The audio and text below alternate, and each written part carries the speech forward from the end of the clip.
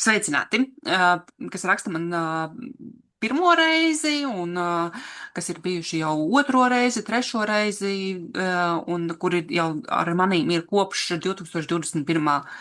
gada.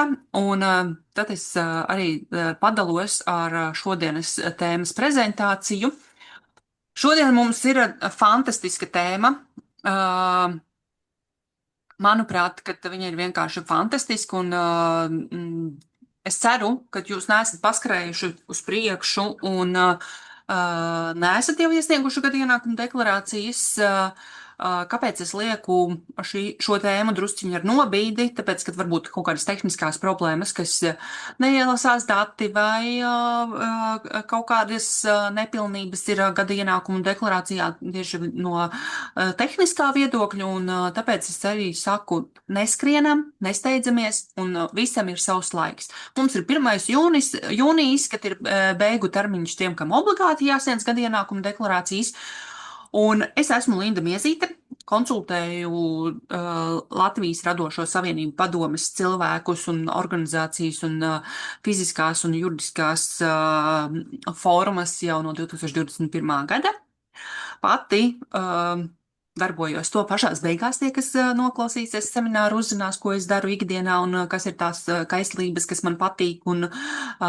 Bet grāmatvedība, uzņēmējdarbība, nodokļi ir mana lieta, kur es peldu un kur man patīk peldēt. Un viņa ir ļoti, ļoti radoša un, jā, ar saviem noteikumiem, bet ļoti, ļoti radoša lieta. Nu, lūk, šis ir tas, kur jūs varat vērsties kā radošie cilvēki pie manīm pēc konsultācijām, kā fiziskas personas, ja saimnieciskās darbības veids individuālai komersanti. Mēs runājam par vienkāršajām tēmām, savukārt NVO sektors var man jautāt un prasīt visu, kas saistās ar nodarbinātību, ar projektiem. Pati es jau kādus gadus 3 vairāk nekārtoju grāmatvedību organizācijām, jo mans uzskats ir, ka katrai organizācijai jāizaudzina savus grāmatvedis, kas pārzina projektus un ir iesaistīts projektu īstenošanā. Ārpakalpojums to nevar nodrošināt pilnīgā 100% kvalitātē, līdz ar to jums pašiem NVO sektoram jāaudzina savi cilvēki un jāiesaista. Un šodienas mērķis ir, kā sagatavot pareizi gada ienākuma deklarāciju, kā deklarēt autoru atlīdzības un saimniecisko darbību, jo tur mums ir terminoloģijas nianses, kuras mēs nesaprotam, kuras mēs maļamies, kuras mēs vēl jaucam un jautājumu, kā mēs pajautājam. Viens ir rakstiski, kā mēs pajautājam, viens ir mutiski, ko mēs saprotam. Un te mums sanāk tas pats stāsts par to melno kaķīti. Vienā pusē ir kaķītis, vienā pusē osiņa, un katrs mēs runājam savā valodā. Tāpēc ir forši šie semināri, kur es atbildu uz jūsu jautājumiem un padalos ar savu pieredzi, kā tad mazāk problēmas saradīt. Ja jūs esat klausījušies decembra lekciju nodarbību un esat savus mājas darbus izpildījuši, jums gada ienākuma deklarācija neskatīs nekādas sarežģījumus, problēmas viņu iesniegt. Respektīvi, šeit man ir visi faktiski uzņēmējdarbības veidi, kas skar vienu fizisku personu. Tagad es gan pazīmēšu, man ir tā opcija, ko es varu arī zīmēt, esot Zoomā, un tas man patīk. Un te mēs uzzīmēsim vienu cilvēciņu. Es zīmēju tā, kā es zīmēju. Un noteikti mākslinieki man teiks, ka tas ir ķēpu darbs, bet tas ir viens cilvēciņš, kuram ir jāiesniedz gada ienākumu deklarācija. Un viņam var būt daudz kas. Viņam var būt saimnieciskā darbība, viņam var būt, pieņemsim, izdevumu norma saimnieciskajā darbībā, viņam var būt darba attiecības, viņam arī aiziet uz gada deklarāciju. Viņam var būt autora atlīdzības, kur izmaksātājs ietur nodokli. Viņam var būt noslēgti 2 3, 4, 5 dažādi dzīvokļa iznomāšanas līgumi vai kaut kas tam līdzīgs. Viņam var piederēt sijā, kur viņš ir darbinieks un viņam ir darba alga. Un tas cilvēks var būt ļoti daudz lietām, un līdz ar to ļoti forši būtu, ja man izslēgtu kāds mikrofonu, kas ir ieslēdzis mikrofonu. Ja ir kāds jautājums, ceļam rociņu, rakstam čatiņā, un es atbildēšu. Tas cilvēks var būt ļoti daudz lietām. Viņam var būt attaisnotie izdevumi. Visas šīs lietas mēs iziesim cauri, kurā vietā tad mēs viņus liekam. Un šeit man laikam ir jāpiezīmē otrs cilvēciņš. Otrs cilvēciņš būs, kurš ir reģistrējis saimniecisko darbību, kuram ir saimnieciskā darbība, un viņam ir darba attiecības. Un šeit parādās, kas viņam ir darba attiecības, viņam ir pārmaksāti nodokļi, un viņš saka, es taču varētu sataisīt gada ienākumu deklarāciju, bet viņš aizmirst par to savu saimniecisko darbību, ka viņam ir šī saimnieciskā darbība. Nedrīkst darīt tā, ka jūs iesniedzat gada deklarāciju par saviem darba attiecību sarežģīto, un jūs aizmirstat, kad ienākuma deklarācijā tādu atskaiti kā D3, sevišķi, ja jums ir saimnieciskā darbība. To nedrīkst darīt. To es pasaku, kāpēc, tāpēc, ka šobrīd man ir divi jautājumi, kas ir parādījušies no masas, kas ir cilvēki, kas kaut ko dara, un līdz ar to atceramies, ja ir saimnieciskā darbība, mums jāiesniedz kopējā gada ienākuma deklarācija pa visiem nodokļiem. Nu, lūk, tad es savu saradīto dzēsīšu nost un iesim solīti pa solītim, kā mums neapjukt šajā te labirintā, bet šo te labirintu, lai savāktu tādā konstruktīvā, saprotamā veidā. Jā, jūs neesat grāmatveži, jā, jūs neesat speciālisti, jūs esat savas jomas speciālisti. Mēs šodien nerunāsim par tiem nodokļu veidiem, kā tur kas notiekās, bet mēs runāsim par pilno gada ienākumu deklarāciju. Un pilnā gada ienākumu deklarācija mums, jā, kā jau es rādīju tajā lielajā bildē, mums jebkuram radošajam cilvēkam, jebkuram cilvēkam, fiziskajam cilvēkam var būt daudz ienākumi. Autora atlīdzības, saimnieciskā darbība, darba alga, honorāri, dividendes. Arī parādās mums tāda lieta kā akcijas un uzkrājošās dzīvības apdrošināšanas, iemaksas trešajos pensiju līmeņos un vēl daudz kas cits. Un šogad, atšķirībā no iepriekšējiem gadiem, tiešām ir ļoti bagātīga raža savākt ar visādām darbībām, ko jūs esat izdarījuši. Atgādinājums par mājas darbiem. Ja, tas ir, mēs padomājam paši pie sevīm šobrīd, vai mēs esam to izdarījuši vai nē. Es ļoti ceru, kad jums saimnieciskās darbības ieņēmuma izdevuma žurnāli ir sagatavoti pa pagājušo gadu, kad jūs to darat regulāri, kad jūs to sistemātiski darat, kad jums bija atskaites jāiesniedz sociālās, un šis ir tas moments, kad ir būtiski, ka tas ir izdarīts.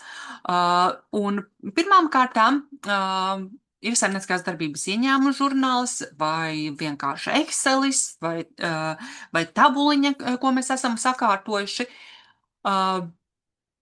Un ir sociālās iemaksas samaksātas reizi ceturksnī, iesniegtas atskaites.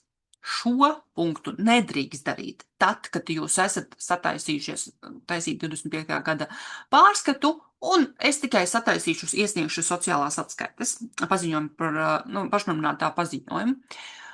Tā nedrīkst darīt. Kāpēc? Tāpēc, ka tas ir jādara katru ceturksni līdz 1. ceturksnis beidzas, 15. aprīlis, 15. jūlijas, 15. oktobris, 15. janvāris. Savādāk jums būs soda sankcijas, soda naudas, un līdz ar to tas nav pareizi. Precizēto izdevumu proporcijas vai ir saliktas, sarakstītas, izdevumus es arī parādīšu vēlāk, kāda te varētu būt, tas ir mazai atkāpē, bet tad mums ir jāsagatavo izdevumi attaisnotie. Medicīnas izdevumi, izglītības izdevumi, pulciņi, ziedojumi, ko mēs esam ziedojuši, uzkrājošās apdrošināšanas, iemaksas pensiju fondos, atmaksas no kaut kādiem fondiem, no dzīvības apdrošināšanām. Tam visam ir jābūt tā kā jūsu redzeslokā, jābūt apzinātam. Tad ir jāpārbauda, vai ir ienākumi no ārzemēm, vai ir ienākumi no autoratlīdzībām no ārzemēm, jo tā ir cita atskaite. Tā nav gada ienākumu deklarācija. Tad vai ir uzņēmuma līgumi, vai ir dāvanas, vai ir dividendes saņemtas, vai ir dāvanas no radiniekiem, kas pārsniedz 10 000, vai ir dāvanas no svešiem cilvēkiem, kas nav radinieki. Vai ir pārdots īpašums, vai ir pārdota kaut kāda manta, vai nekustamais īpašums, vai kustamais īpašums, vai viņš attiecas uz gada deklarāciju. Tie ir jautājumi, kuriem jābūt jau šobrīd atbildēm. Ja nav, mums ir laiks līdz 1. jūnijam. Obligāti sakārtojam šo te visu, un tad mēs varam ķerties arī pie gada ienākumu deklarācijas tālāk un tālāk uz priekšu. Un mums var būt apliekami ienākumi un neapliekami ienākumi, un šeit mēs varam, es esmu te drusciņi mazliet tādu ieskicējusi jums, apliekami ienākumi būs autoratlīdzības, kas mums parādās D1 sadaļā, bet ne visas autoratlīdzības mums parādās D1 sadaļā, un šeit ir ļoti jāpārskata, kas jums ir kontā ienācis un kas ir reāli atskaitē parādās, vai ir nodeklarēts vai nav nodeklarēts. To es arī parādīšu, kurā vietā jums to atrast. Tad ir saimnieciskās darbības ienākumi. Viņi mums gada deklarācijā parādās D3 sadaļā. Tad ir darba alga. Darba algas mums parādās D1 sadaļā, viņām jāparādās automātiski, nekas mums pašiem nav jāpieliek, tam ir jābūt noziņotam no darba devēja. Tālāk ir neapliekamie ienākumi, stipendijas, viņi parādās D1 atskaitē, kompensācijas dažādas. 25. gads ir pirmais gads, kad mums arī parādās ļoti dažādas kompensācijas, un viņas parādās mums arī D1 sadaļā. Tad ir daļa pabalstu, kas ir neapliekami slimības pabalsts, māmiņa algas, pensijas, invaliditātes pabalsti, un šie visi parādās D1 sadaļā. Tad mums ir neapliekami ienākumi, pārdotie īpašumi, dāvinājumi un šīs lietas. Viņas ir ļoti labi uzrādīt gada ienākumu deklarācijā.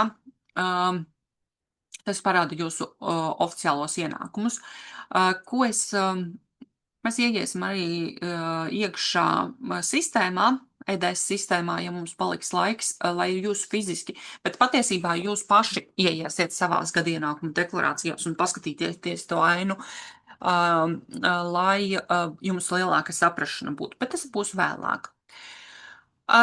Tagad es sadalīšu to stāstu par autoratlīdzībām. Gada ienākuma deklarācijā mums arī parādās autoratlīdzības, bet nevajag satraukties. Mums ir vairāku veidu autoratlīdzības, un vairāku veidu autoratlīdzības mums ir šī iemesla pēc, kad mums ir autoratlīdzības, kur mums ir mantinieku un autortiesību pārņēmēja izmaksas, tās mums obligāti parādās D1 sadaļā, un autoratlīdzības no kolektīvajām pārvaldības organizācijām AKLA, Laipa, un viņas mums obligāti parādās D1 sadaļā, ja mēs esam saņēmuši, un viņas nodeklarē tā organizācija, kas jums maksā to naudu. Par autoratlīdzībām, kas ir, kur ietur izmaksātājs 25% likmi, tās neparādās gada ienākuma deklarācijām. Viņām nevajag parādīties gada ienākuma deklarācijā. Viņas parādās citā atskaitē, viņas parādās, parādīšu kādā, vēlāk. Tas ir izņēmums, kas mums neparādās gada ienākuma deklarācijā. Nākamā sadaļa autoratlīdzība darbības, kur mēs esam paši reģistrējušies kā saimnieciskās darbības veicēji, to mēs varam nosaukt. Nu, te ir terminoloģijas bagāts gross ar nosaukumiem, kā mēs sevi saucam. Mēs esam autori pašnaminātie, mēs esam autori saimnieciskās darbības veicēji, mēs esam autori, kas izraksta rēķinus, mēs esam tie, kas paši uz sevi strādājam, paši piestādām rēķinu, paši slēdzam līgumu, ja vajag, paši sev visu nodrošinam. Mums neviens mūsu vietā neko nemaksā. Tā ir saimnieciskā darbība. Kā mēs viņu nosauktu, man ir arī jautājumi saimnieciskā darbība un pašnuminātais, kā viņi atšķirās. Būs, kā viņi atšķirās, bet tam būtiskas terminoloģijas nozīmes nav saprotam.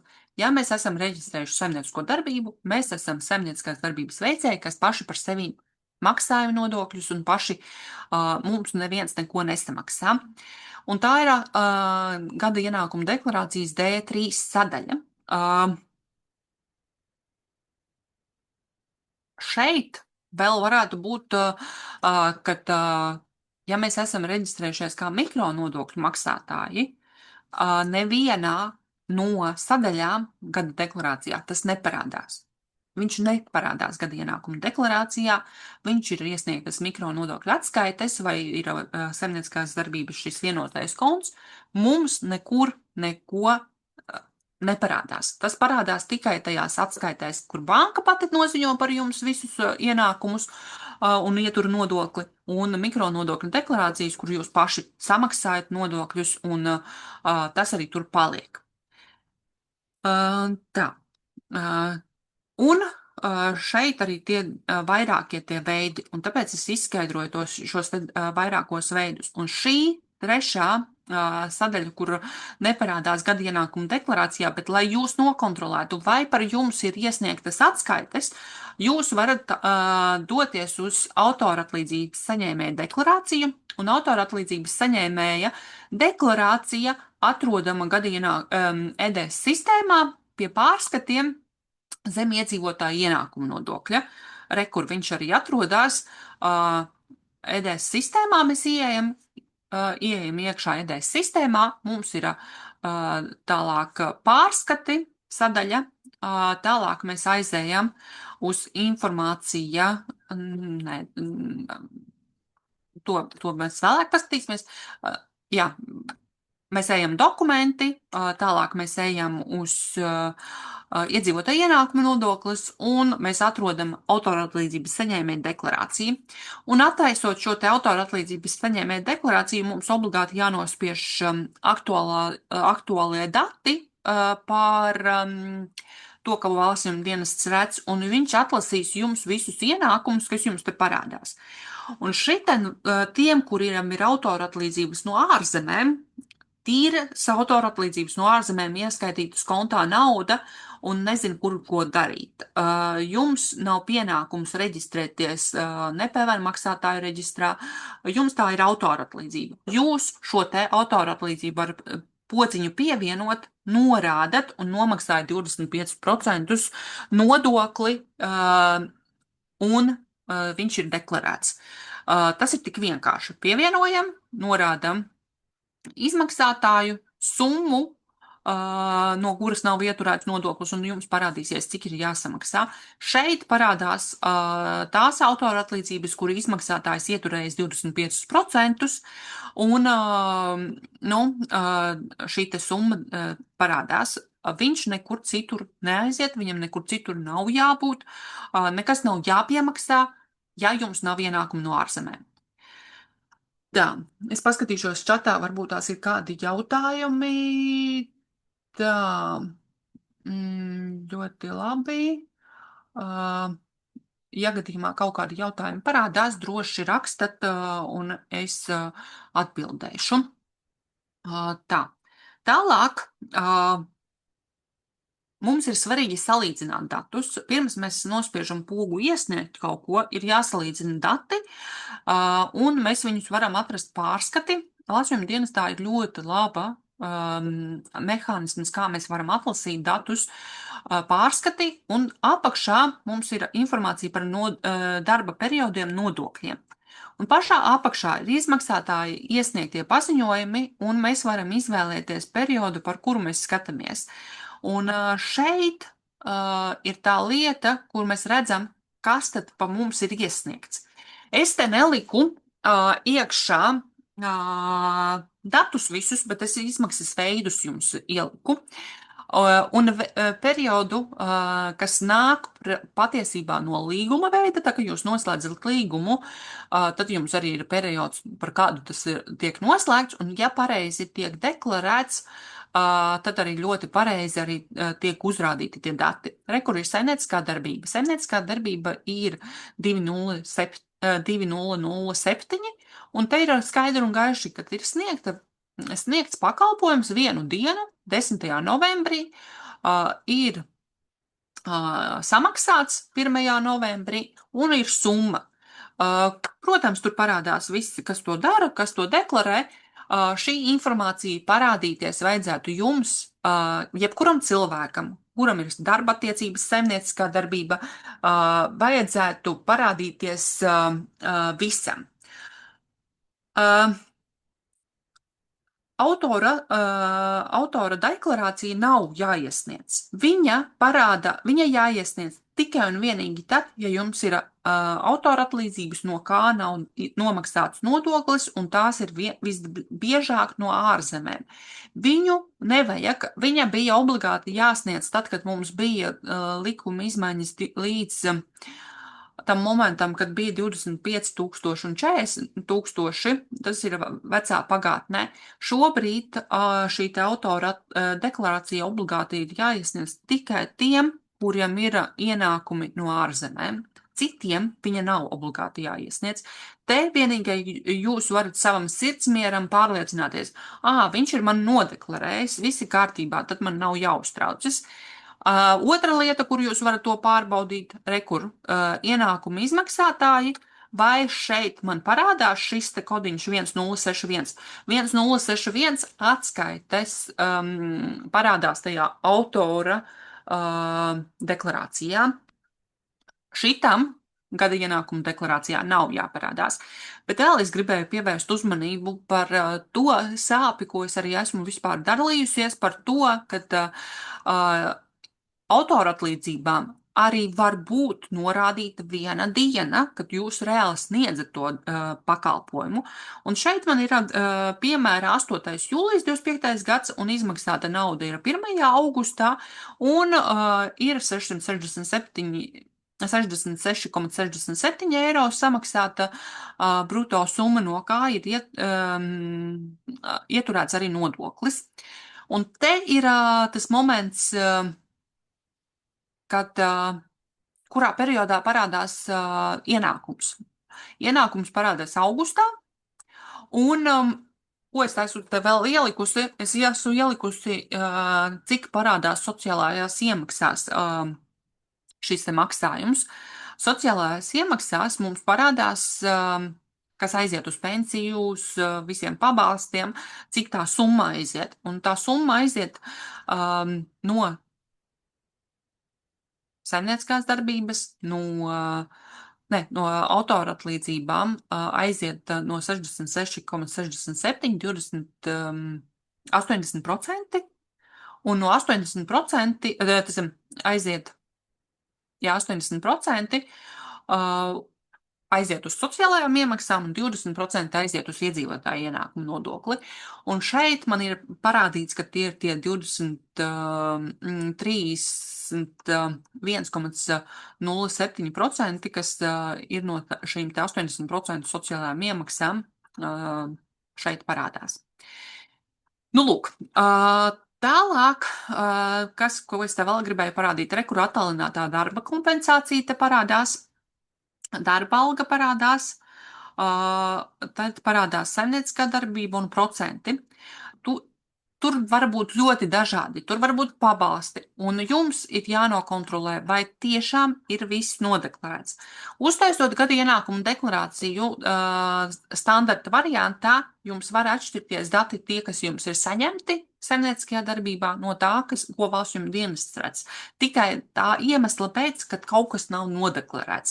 Jums jāvadās no jūsu saimnieciskās darbības ieņēmuma izdevuma žurnāla vai no uzskaitītās Excel tabulas, kur jums ir uzskaitīti ieņēmumi, nevis no tā, kas atlasās valsts jums dienestā. Jā, tas ir jāpārbauda, jānokontrolē, vai tas tiešām ir viss, kas man parādās, vai tur kaut kas nav piemirsts. Es ceru, ka tas ir tik tālu saprotams. Tā, tagad man vajag aiziet tā, lai es varu tālāk paturpināt.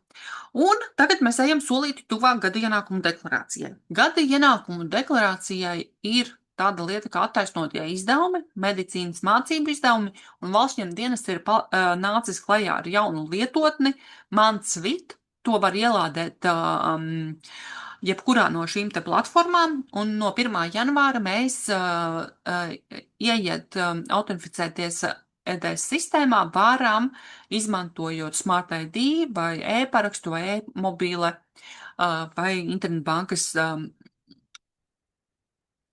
pieejas. Un šo te attaisnotie ManSvit es ieteiktu lejupielādēt, ja jums ir daudz medicīnas izdevumi, mācību izdevumi, kas nav deklarēti. Bet pirms mēs kaut ko liekam klāt EDS sistēmā, mēs pārbaudām, vai tajā sarakstā nav jau medicīnas iestāde vai mācību iestāde to jau tā kā aizsūtījuši to informāciju. Es gribu vēl jums parādīt, tā, kāpēc man lāzerītis te vēl stāv. Lāzerītis stāv, bet es gribu tā, drau, nē, bet es gribu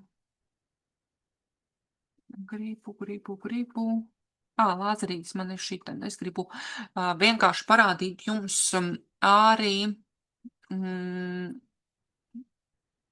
ļoti labu materiālu. Valsts ņem dienestam ir ļoti labs materiāls, tā man tagad aizgāja pastaigāties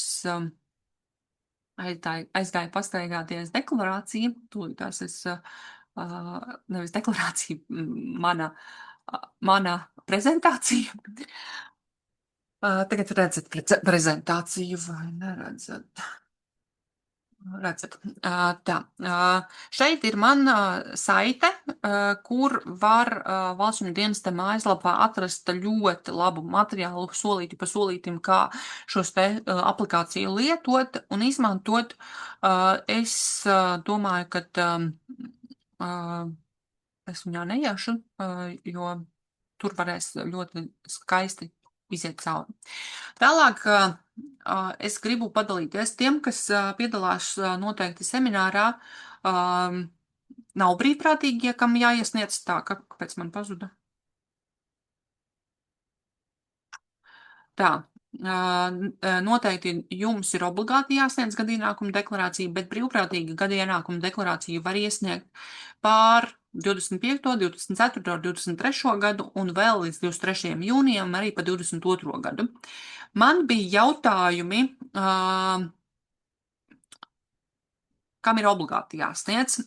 Obligāti gada ienākuma deklarācija jāsniedz tiem, kam ir individuālais uzņēmums, individuālais komersants, zemnieku saimniecības, izīrē savu nekustamo īpašumu ar 10% šo te nomu, kam ir profesionālās jomas, kas ir saimnieciskās darbības veicēji profesionālajās jomās, jūrnieki, kas strādā ārpus Latvijas, ārpus strādājošie cilvēki, kas saņem ienākumus no starptautiskajām organizācijām, kam ir dividentes, kam ir šīs te ienākumi, tas nav tikai tas saraksts, obligāti jāiesniedz tiem, kam ir kapitāla kapitāla pieauguma nodoklis un iespējams, ka tiek pārsniegtas kaut kādas normas, kam ir neapliekami ienākumi, kas pārsniedz 10 000, kam ir pārdots kustamais, nekustamais īpašums un šī summa pārsniedz 10 000, ir obligāti jāsniedz šī te gada ienākuma deklarācija 10% noma. Tad tiem, kuriem ir dāvanas, kas pārsniedz 1425 svešām personām vai 10 000 radiniekiem, līdz tai summai jūs droši varat viņas deklarēt, norādīt un viss būs kārtībā. Tad ir 3% pieaugums, kas jāpiemaksā, jāpārsniedz apgroz ienākumu daļa 200 000 un progresīvā likme, ja jums kopēja gada ienākumi pārsniedz 105 300 eiro, līdz tam mums ir 25,5% likme, virs tā ir 33% likme. Šito vajadzētu paskatīties, pārbaudīt. Liekas, ka varbūt tās mani tas neskar, bet varbūt mani skar. Tad, kad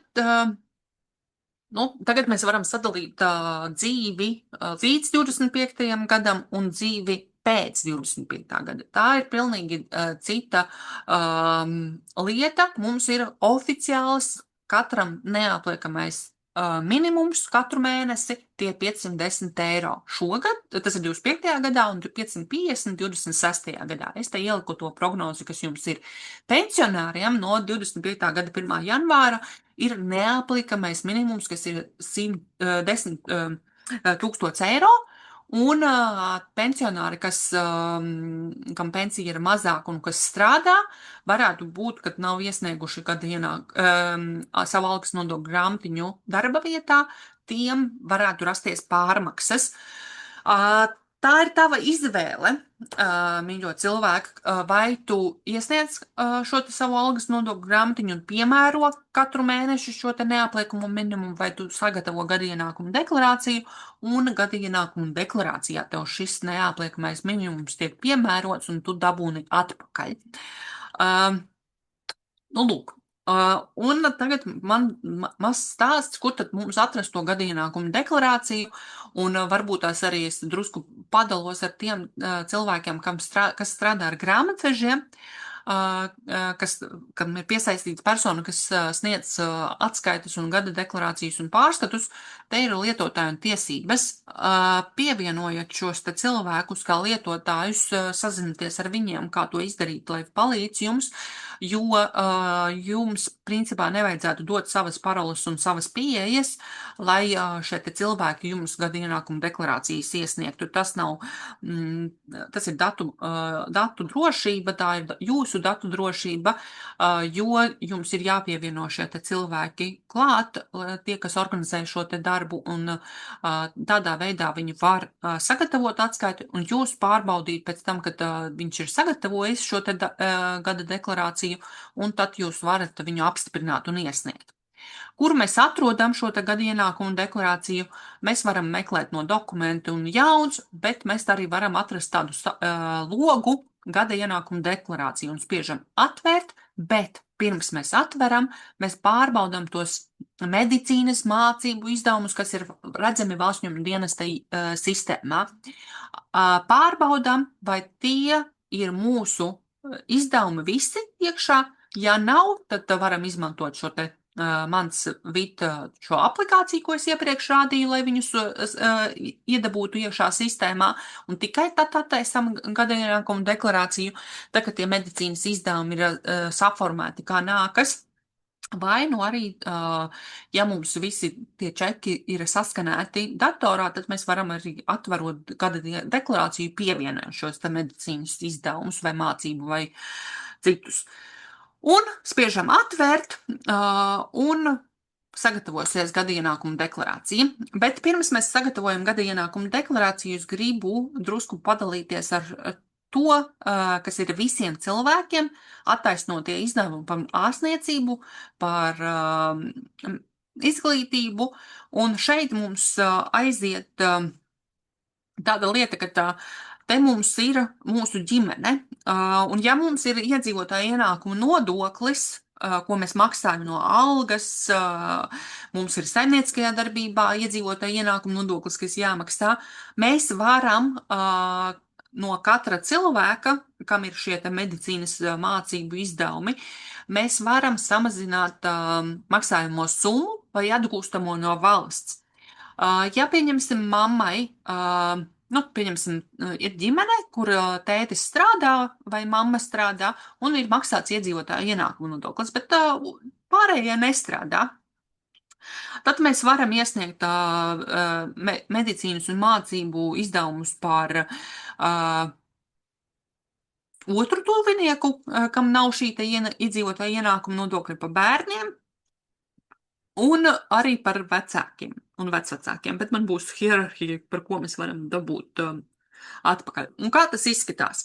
Tas izskatās tāda, ka man ir čupiņa ar mammas izdevumiem, man ir čupiņa, nu, mamma, pieņemsim, sniedz gada deklarāciju, es, pieņemsim, sniedzu gada deklarāciju, man ir čupiņa ar maniem medicīnas izdevumiem, kaut ko ir medicīnas iestādes iesūtījušas, man ir apdrošināšana, šī te summa, ko apdrošināšanas jānoņem no tās summas, vai tur parādās vai neparādās, tas ir jāpārbauda.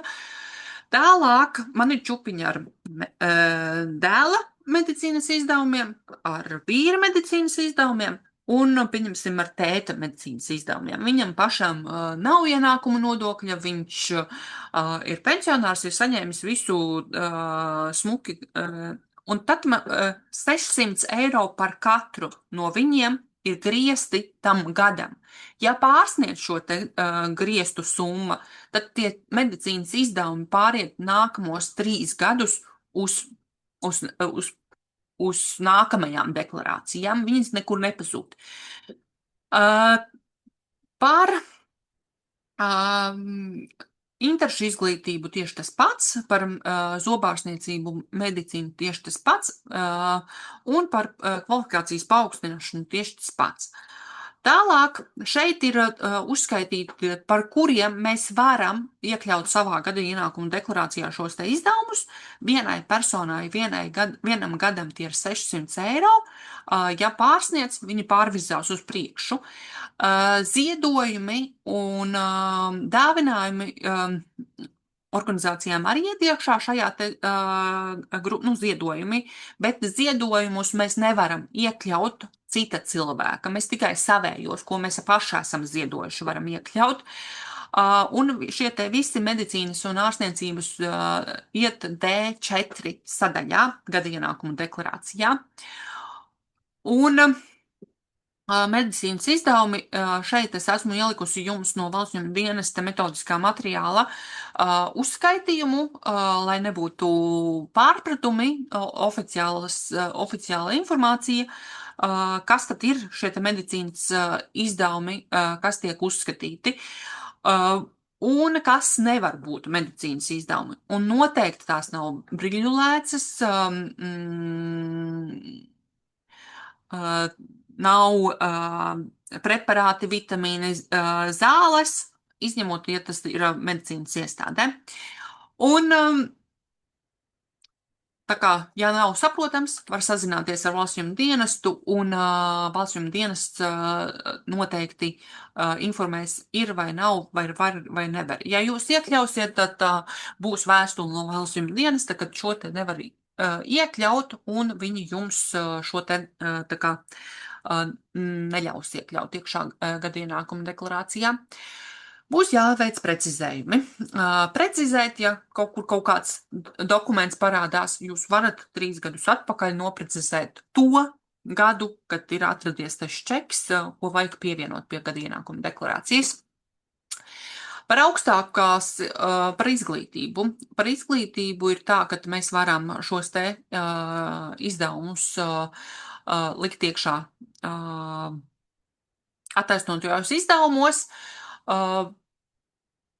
Ko nevar likt iekšā, arī esmu ielikusi, tas ir visas šīs lietas. Ja ir studējošo kredīts, studējošo kredīta apmēru mēs liekam tajā momentā, kad mēs sākam atmaksāt tajā gada ienākuma deklarācijā, kad mēs pirmoreiz sākam atmaksāt, mēs liekam visu šo te studējošā kredīta summu un tālāk pievienojot papildus dokumentus.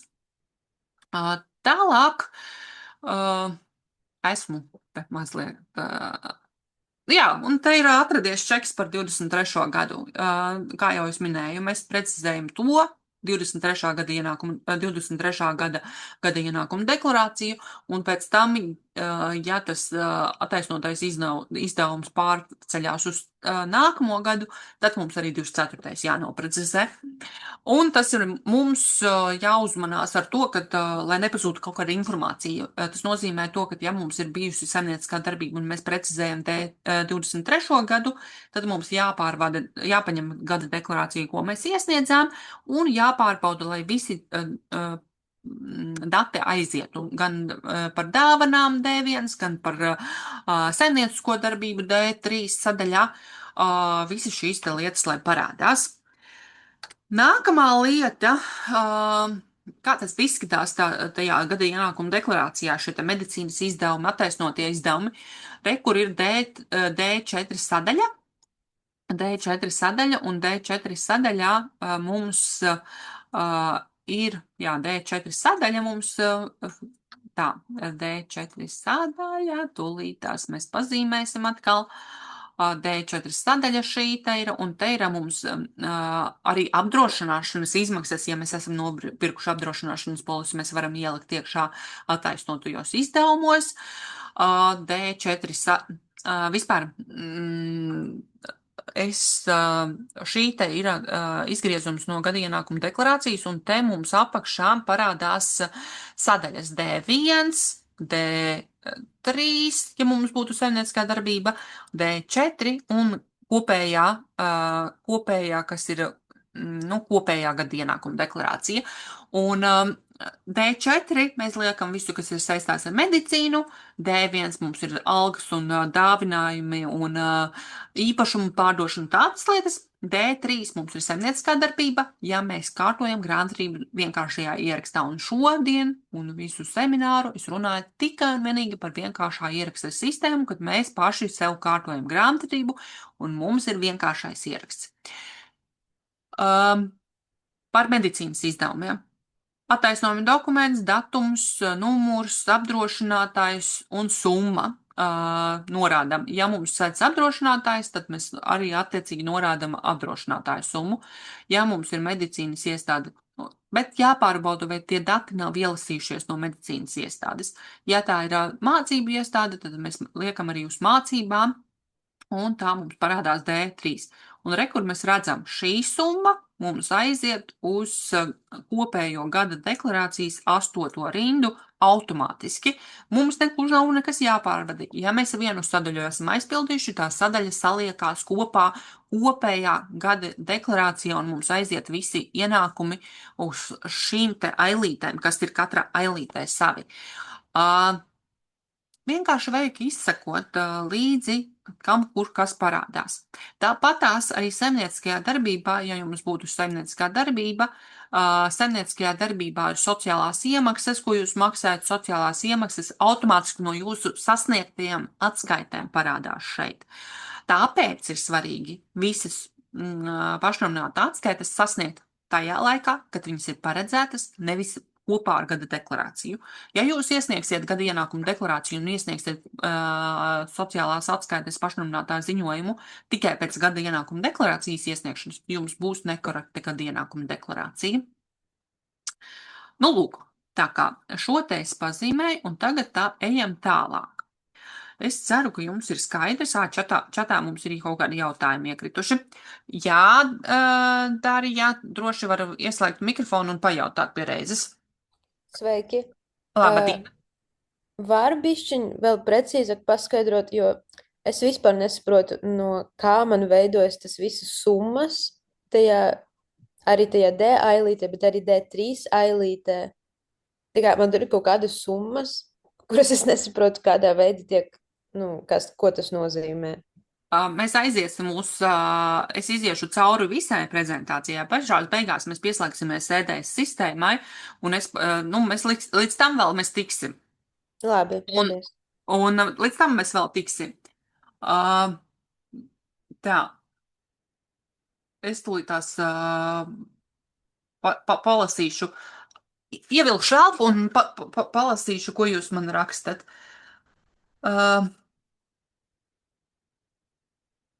uh, Vai cita persona, ko EDSā gribu pievienot kā manas deklarācijas aizpildītāji, varbūt mani radinieki, nesaistītas personas, kas nav certificētas grāmatvedis. Principā saimnieciskās darbības veicējiem gada, nu, jā, varbūt, bet jautājums, kā jūs viņiem maksājat par paveikto darbu, paveikto darbu būtu jāsamaksā, ja tas ir oficiāli samaksājums un tā ir konsultācija, tad tur nav problēmas, jo saimnieciskās darbības veicēju vienkāršā ieraksta sistēma principā pa lielam. Tur nebūtu jābūt licencētam grāmatvedim, bet to mēs noprecizēsim uz nākamo reizi. Jo es gaidu šobrīd no Vašingtonas dienas atbildi par šo jautājumu. Formāli jā, bet to nākamajā reizē es atbildēšu. Tā, vai visu gadu veselības apdrošināšanas summu var ievietot D4? Ja nē, tad jāpievieno jau apdrošināts samaksāto par konkrēto pakalpojumu, jo agrāk, ko apdrošināts vecs, es nepievienoju. Respektīvi, ja ir pieņemsim, ir medicīnas izdevumu čeks, ir, pieņemsim, 100 eiro. Jums apdrošinātājs sēdz 50 eiro, un jums paliek 50 eiro to, ko jums valsts dienas kompensēs. Ja jums parādās tas izdevumu čeks jau šajā te sadaļā, kur ir, pieņemsim, 14 eiro vietā jums ir tie 14 eiro to, ko jūs samaksājat, pieņemsim, un 4 eiro jums sedza apdrošinātāji, piemēram. Tad jums ir jāspiež uz tā zīmolīša un jāizlabo un jāieraksta, ka 4 eiro apdrošinātājs sedza. Ja apdrošinātājs sedz visu summu, tad viņu reāli nav jēgas uzrādīt gada ienākuma deklarācijā, un tam nav kāda jēga viņu parādīt. Jūs neko nedabūnat, neiegūstat no tā. Tā, par to es atbildēju. Ko es vēl neatbildēju? Par mazbērniem var iekļaut. Jā, manuprāt, arī norādīju par mazbērniem. Mazbērni bija, bet jautājums, kas ir ar mazbērniem? Kādā statusā šie te mazbērni ir? Kur ir bērni, mazbērni, bet tur jāsaprot, vai viņam ir vecāki, kādā statusā ir. Šos te jautājumus, kas ir tie attaisnot izdevumi, par kuriem mēs varam pievienot vai pārlikt no vienu uz otru, es ieteiktu sazināties ar valsts dienestu un pajautāt, kā to konkrēti izdarīt. Jo, ja, pieņemsim, vienam ir bijuši attaisnotie izdevumi un grib pārcelt uz citu, tad tur ir konkrēta kārtība, ko vislabāk varēs atbildēt valsts dienests. Tā, tas ir tas. Tālāk. Tā. Tā. Par šo te fiziskās personas nekustamā īpašuma pārdošanu, tas ir detalizēts jautājums. Mēs pašās beigās, ja paliks laiks, tad es viņu atbildēšu. Tā.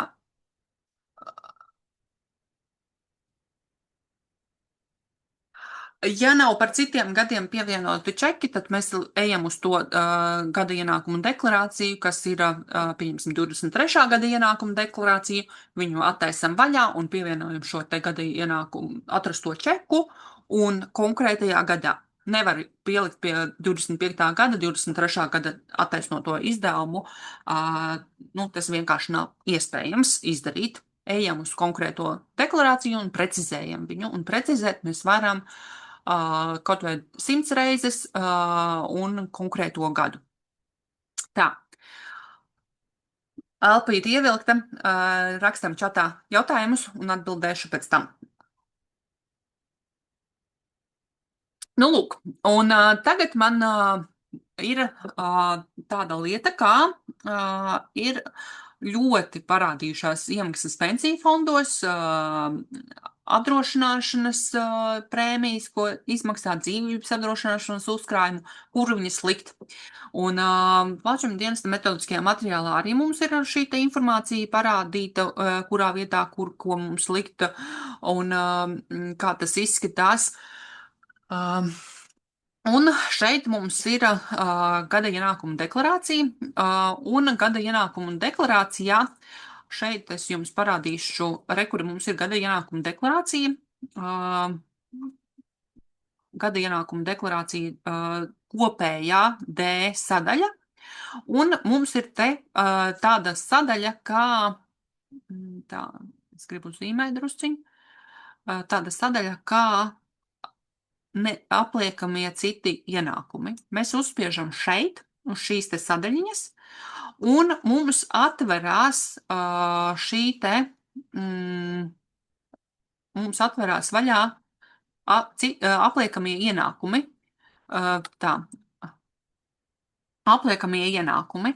Un šeit mums ir dzīvības apdrošināšanas līgums. Mēs te varam izvēlēties, kādas mums ir šīs sadaļas.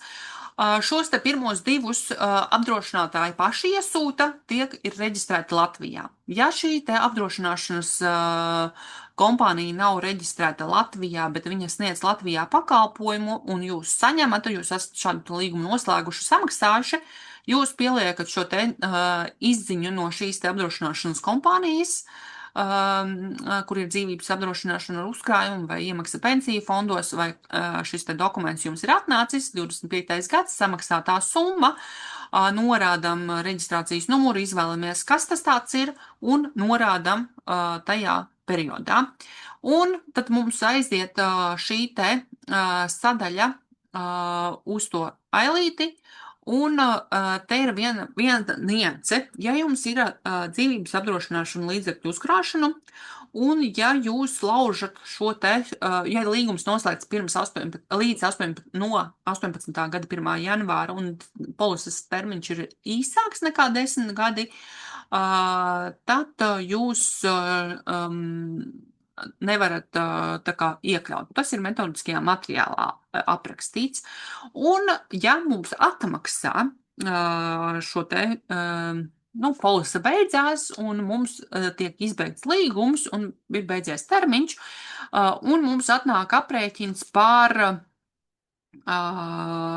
procentu apmaksu. Pamatsumma mums nekur neparādās.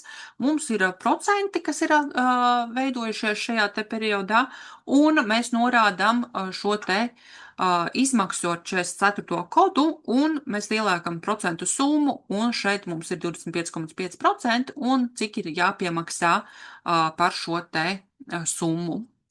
Tas ir tāds, tāda niansīte. Tā.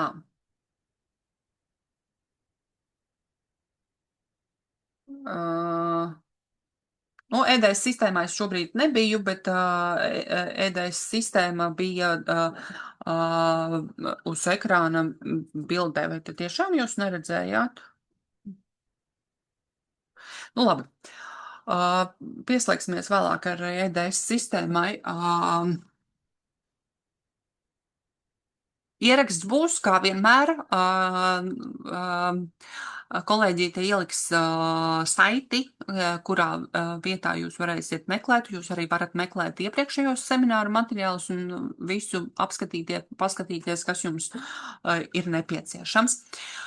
Par attaisnotiem izdevumiem. Mēs runājam par dzīvības apdrošināšanu, mēs runājam par medicīnas izdevumiem, mēs runājam par mācību izdevumiem. Nebūs tā, ka jums ir vienkārši čeks un tajā čekā nav nekādas informācijas un tas derēs. Nē. Attaisnojumu čekos ir jābūt skaidri redzamam vārdam, uzvārdam, personas kodam par sevi vai par ģimenes locekli. Tālāk, ja tas ir valsts ieņēmuma dienesta kvītiņa, šī te. Un te ir ārsti, kas grēko, norādot ārstu reģistra numuru, nevis savu saimnieciskās darbības reģistrācijas numuru. Varbūt tas ir mazumā, bet šobrīd ļoti uzmanīgi pārbaudam, ja ir ģimenes ārsti vai citi mediķi, kas paši par sevīm strādā, vai viņi norāda vārdu, uzvārdu, personas kodu, kas ir saimnieciskās darbības reģistrācijas numurs. Tas medicīnas reģistrētājs kods jums nederēs. Tālāk ir kases ieņēmuma orderi, kvītis, čeki. Galvenais arī maksājuma uzdevumi par interešu izglītību ir vārds uzvārds, personas kods bērnam. Tas ir pamatojums, ko jūs varat iesniegt. Un, ja valsts ieņēmuma dienestam aiziet tā informācija no medicīnas iestādes, tas ir vislabākais, arī no izglītības iestādes, ja aiziet šī te informācija, tas ir vislabākais. Ja jums aiziet tā informācija, bet jāpārceļ uz kādu citu personu šī te informācija, tur es ieteiktu sazināties ar valsts ieņēmuma dienestu. Un tagad mēs sākam ķerties pie saimnieciskās darbības veicējiem. Neko neesat nokavējuši. Pamats saimnieciskās darbības veicējiem ir jābūt sarēķinātiem, aprēķinātiem visiem ieņēmumiem, izdevumiem, kas jums ir par šo te gadu. Jums ir saimnieciskās darbības ieņēmuma izdevuma žurnāls, vai jums ir uzskaitis Excelis, kā jūs uzskaitat savus ieņēmumus izdevumus. Ja jums ir tūlītās paskatīsimies, kas mums ir ar tā. Jā, būs. Saimnieciskās darbības veicējiem mums ir paši mēs daram, paši sniedzam un visas atskaitas. Vai mēs esam saimnieciskās darbības veicēji parastie, vai esam mikronodokļu maksātāji? Te bija jautājums, ar ko atšķirās saimnieciskās darbības veicējs, pašnodarbinātais un pašnodarbinātais ir principā likumā par sociālām iemaksām, mēs runājam par pašnodarbināto. Pašnodarbinātais principā ir aizgājis kā tautas jēdziens, bet pēc likuma nozīmes viņš ir kā termiņš, kurš lietots, ja mēs maksājam sociālās iemaksas, sociālo šo te nodokli, sociālās iemaksas, ka mēs maksājam. Ar to viņi atšķirās. Citas atšķirības tur nav. Tas ir tautas jēdziens, kur mēs saprotam kā termini. Tālāk mums ir divi nodokļi, ko mēs kā saimnieciskās darbības veicēji pašnodarbinātie maksājam. Sociālās iemaksas, kas ir reizi ceturksnī, un iedzīvotāju ienākumu nodoklis reizi gadā. Bet tā kā mēs saimnieciskās darbības veicēji, mēs nevaram sadalīt, kur ir saimnieciskās darbības veicējs, kur man ir citi ienākumi. Tas viss ir jāpievieno vienā gada ienākumu deklarācijā, kā es jums jau rādīju, un no visiem mūsu ienākumiem sanāk viena gada ienākuma deklarācija. Par saimniecisko darbību mēs gada ienākumu deklarācijā runājam D3 sadaļā. D3 sadaļa ir mūsu saimnieciskā darbība, kur mums ir svarīgi mājasdarbi. Mums ir ieņēmuma izdevuma žurnāls. Ir, nav. Mums ir nodalīts bankas konts vai nav nodalīts bankas konts. Ja mums ir nodalīts bankas konts un mums nav skaidras naudas, mums ir tikai bezskaidra nauda. Mēs varam izmantot to kontu, lai mēs varētu uzskaitīt savus ieņēmumus un izdevumus. Ja mums ir saimnieciskā darbība, kur nav nodalīts, tad obligāti mums vajadzīgs saimnieciskās darbības ieņēmuma izdevuma žurnāls, kurā jābūt šai te uzskaitai. Un man šeit ir ielikts piemērs tabula, kas jums mākslinieki.lv, tur, kur nodokļu konsultācijas ir pieejama šī tabula, un šī tabula, manuprāt, jums radošie ir pamats, kur jūs varat pielikt pie savas saimnieciskās darbības ieņēmuma izdevuma žurnāla beigās, ja jūs vedat viņu Excelī, tad pēdējā lapā, ja jūs pats.lv vedat, tad jums jau šie te dati saiet kopā. Bet manuprāt, tiem, kam ir izdevuma norma, šis ir Excelis, ko var vienkārši paņemt kā rīku, kurā ir viss. Es izskaidrošu, kas šeit ir.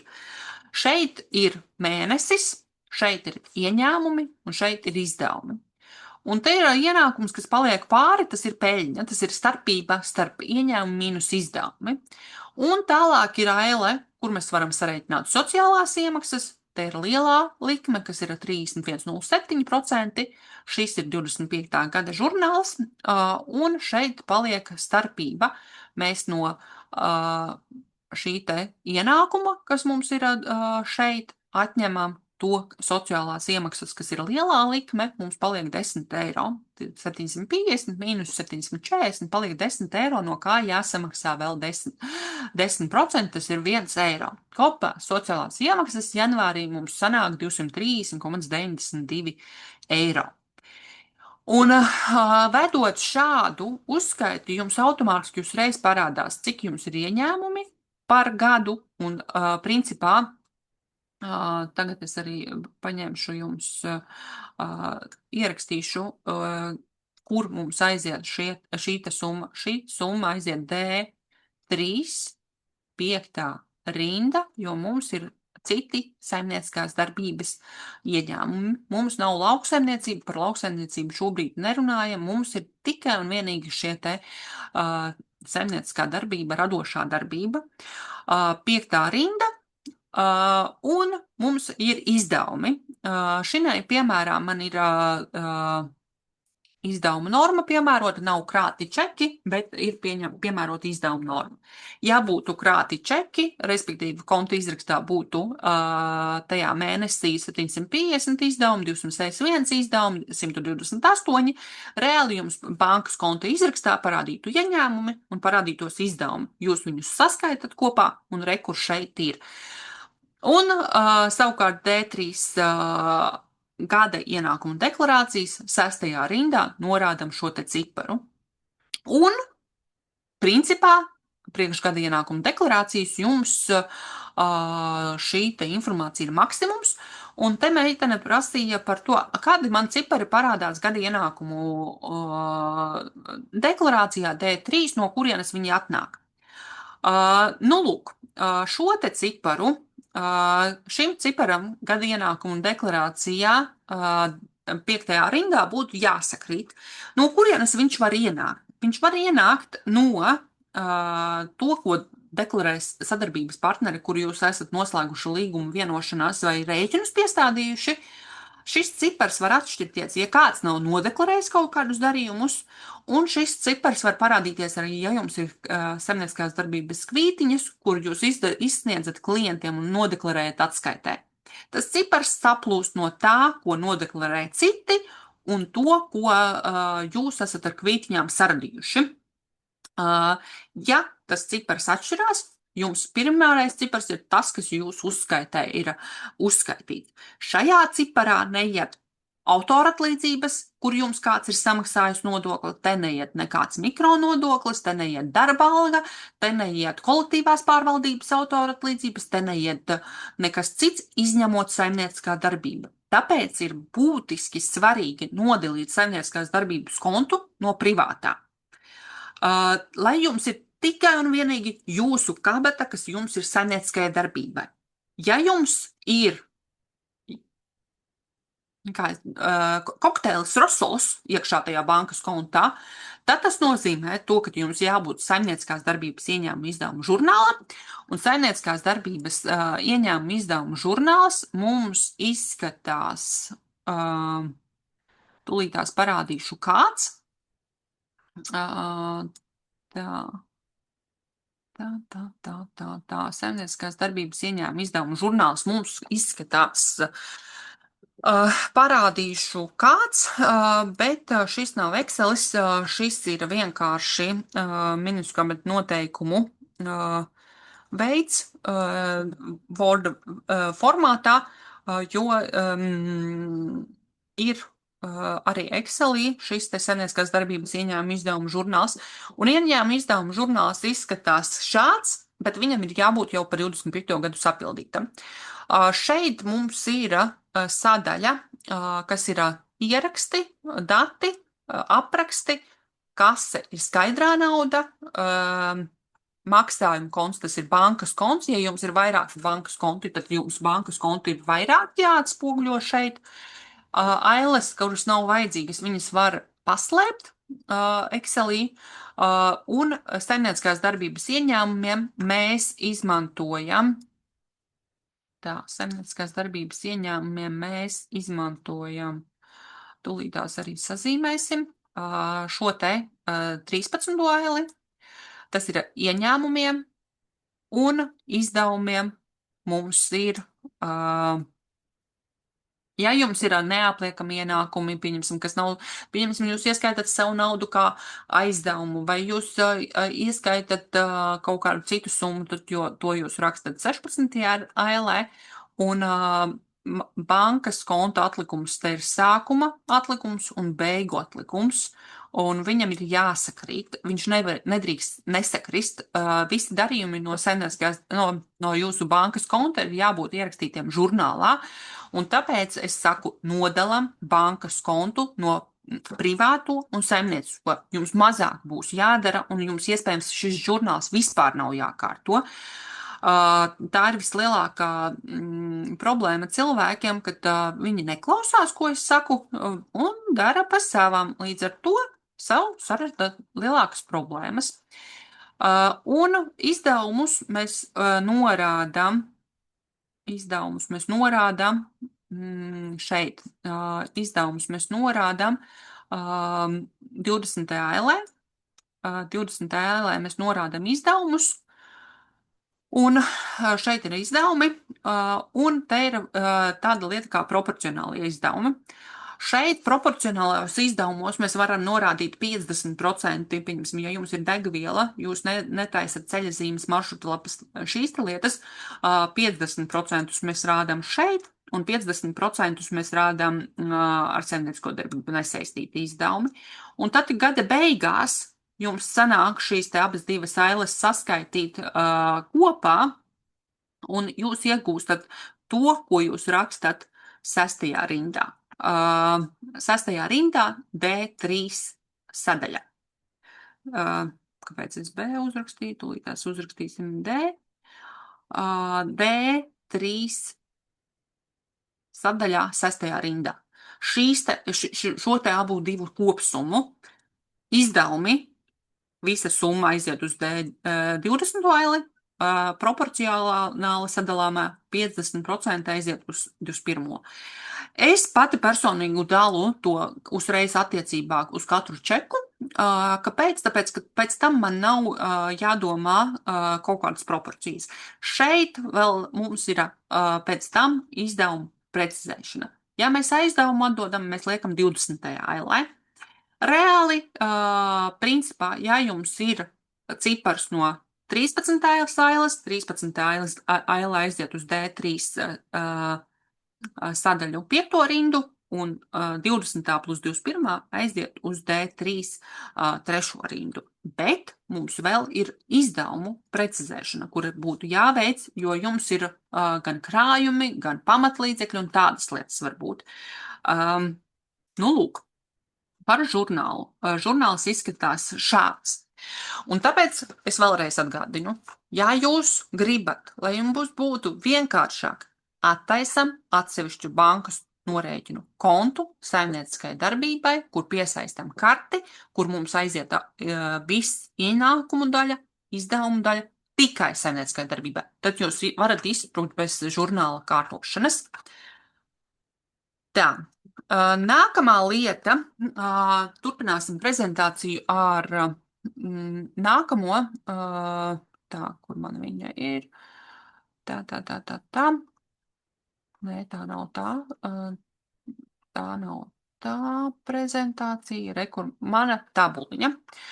Un šajā tabulā, es paskatīšos jautājumus, varbūt kāds ir iekrities,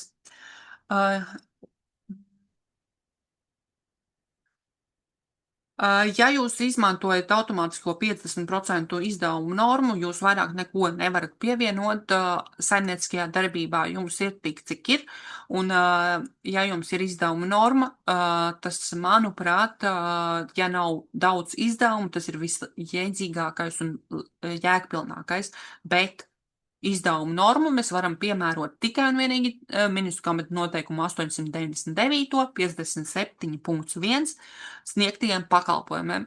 Ja tur ir citi pakalpojumi, tad nevar miksēt ne likmes, ne šo te pakalpojumu veidus. Līdz ar to tas ir ierobežots skaits, kas tur varētu būt. Tā kā jāskatās, kas ir jūsu darbības veids norādīts valsts ieņēmuma dienestā, un ja ir izdevuma norma, izdevuma normai klāt mēs nevaram, bet ja jums ir jāizvērtē, kuru no metodēm mēs izmantojam, vai krājam čekus, vai mēs izmantojam izdevuma normu. Tā. Tālāk.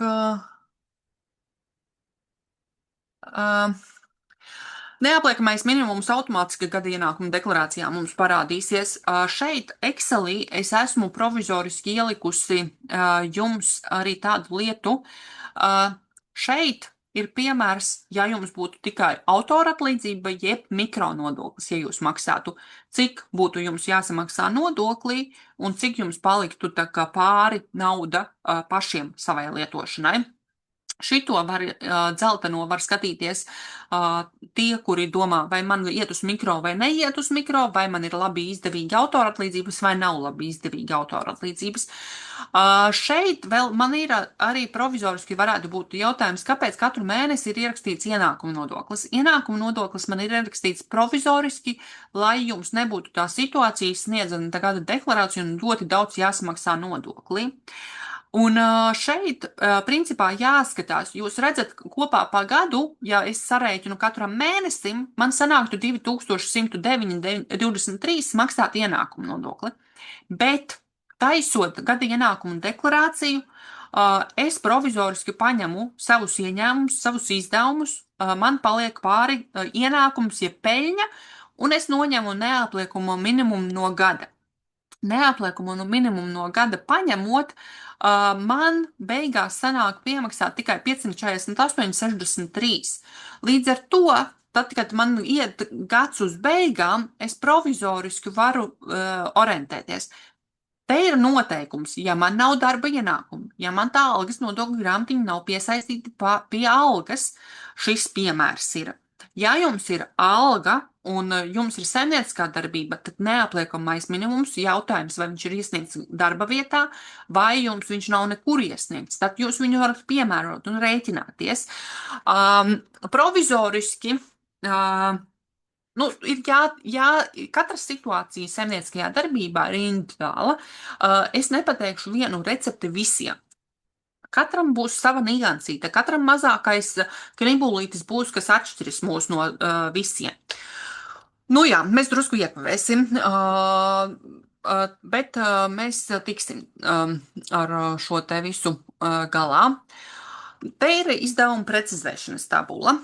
Šeit mēs pirmajā rindā rakstam tos izdevumus, kas mums ir šeit. Šito nevar piemērot, ja jums ir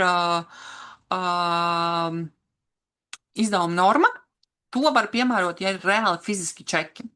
Mēs šeit rakstam savus izdevumus, pieņemsim, 10,000, un te ir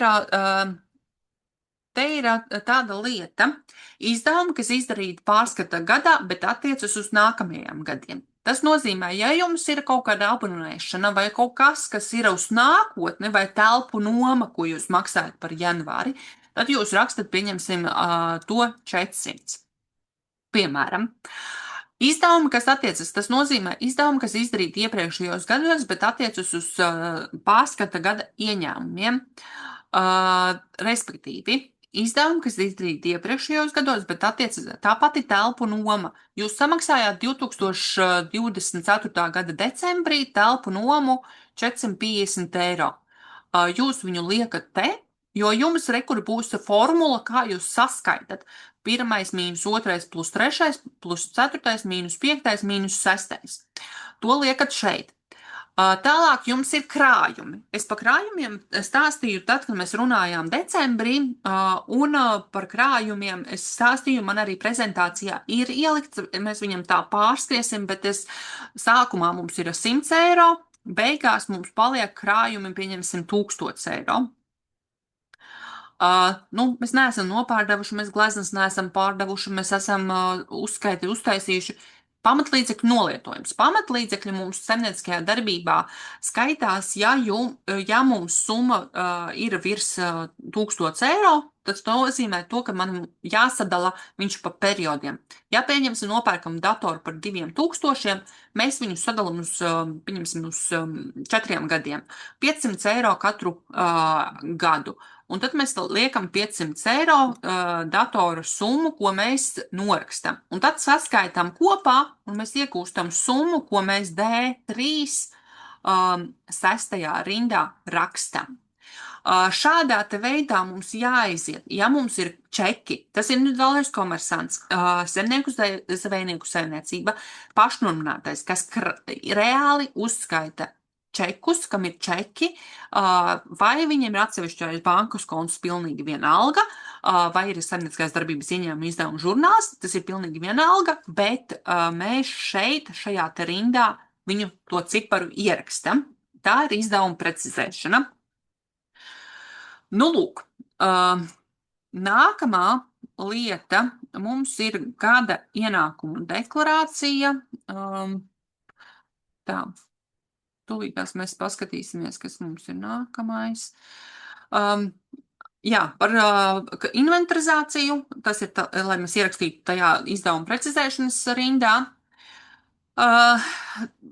Par terminoloģiju mums ir šie te griesti 25,533% līdz, sākot no 105,300 un papildus ir šis te 200 tūkstoši. Šis man ir iets cauri un runāts, bet es gribētu pieslēgties gada ienākumu deklarācijai, lai jūs redzētu izdevumi. Tam būtu jābūt jau gatavam, bet es gribētu pieslēgties gada ienākumu deklarācijai.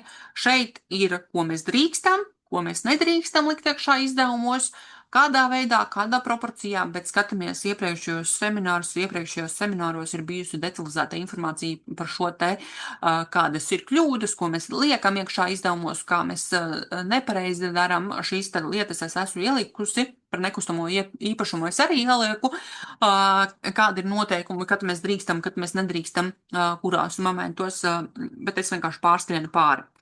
EDS-am, kā mēs pieslēdzamies, solīti pa solītim, kā mēs aizpildam gada deklarāciju, šeit man arī ir ielikts. Mēs pieslēdzamies EDS sistēmai, ieejam EDS-ā ar banku, paroli, izvēlamies gada ienākumu deklarāciju, pārbaudam visus datus, kas mums ir, darba alga, autora atlīdzība, pensija, ienākumi, vai mums viss sakrīt, vai viss ir pareizi. Tālāk mēs skatāmies saimniecisko darbību D3 sadaļā. Šeit es pierakstīšu jums sadaļas. Šis mums ir D3, un tā ir 5. rinda ir ieņēmumi, un izdevumiem ir 6. rinda. Ja ir iepriekšējo gada zaudējumi, mēs norādām iepriekšējo gadu zaudējumus, bet mēs paspēsim vēl pieslēgties pie gada ienākuma deklarācijas, lai ar viņu paspēlētos. Ienākumi no saimnieciskās darbības mums šeit, ārvalstīs gūti ienākumi D2, mums papildus dokumenti jāpieliek, dividendēm jābūt ir D1, ja viņām jābūt iesniegtām. Tālāk,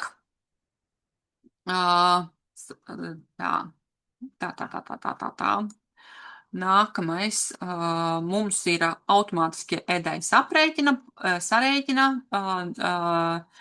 un mums parādās, vai nu ir pārmaksa, vai ir piemaksa.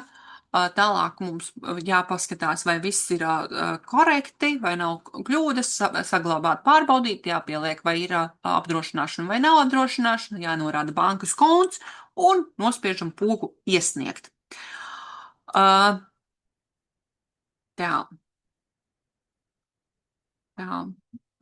Un atmaksa ir, ja ir pārmaksa, tad 3 mēnešu laikā no deklarācijas iesniegšanas valsts ienākuma dienestas atmaksā. Un, ja ir jāmaksā, tad, ja pārsniedz 640 eiro, tad ir 3 daļās sadalās tas maksājums. Jums pašiem tas tā kā īsti nav jāatcerās, EDS sistēmā automātiski parādās, līdz kuram datumam 23. Jūnijas, 23. jūlijas, 23. augusts var iesniegt. Un samaksa ir uz šo te norādīto bankas kontu vai caur maksājumiem EDS sistēmā. Biežākās kļūdas nenorādām kaut kādas lietas, mēģinam saprast un ielikt to, ko nevajag ielikt, vai nav uzrādītas sociālās iemaksas, kad mēs iesniedzam sociālo iemaksu atskaites pēc tam, kad ir gada ienākuma deklarācija iesniegta. Kopējot kaut kas pazūd, un attaisnotie izdevumi šo te vajadzētu nočekot un pārbaudīt. Es tagad pieslēgšos pie EDS sistēmas, lai vienkārši parādītu to, ka nemaz tik nav slikti un tik grūti to izdarīt. Es kamēr slēdzos, droši var man pajautāt jautājumus. Tā. Te ir jautājums, bet mēs iziesim jautājumiem cauri. Es ieiešu gada ienākumu tā. Es laikam jums rādīšu, kā es slēdzos, lai jums vienkārši ir saprašana, kā tas notiekās un lai jums būtu, priekšstats, kā tad mēs to darām. Tā, šeit es nolaidīšu uz čatu, es esmu šobrīd valsts ņem dienesta. Tā, jūs redzat, es esmu valsts ņem dienesta pieslēgties EDS-am, es parādīšu no sākuma EDS, pieslēgties EDS-am, turpināt, un mēs izvēlamies Smart ID, e-paraksts vai bankas autentifikācija. Lietotāji īsti nestrādā mums vairāk. Tā, labi.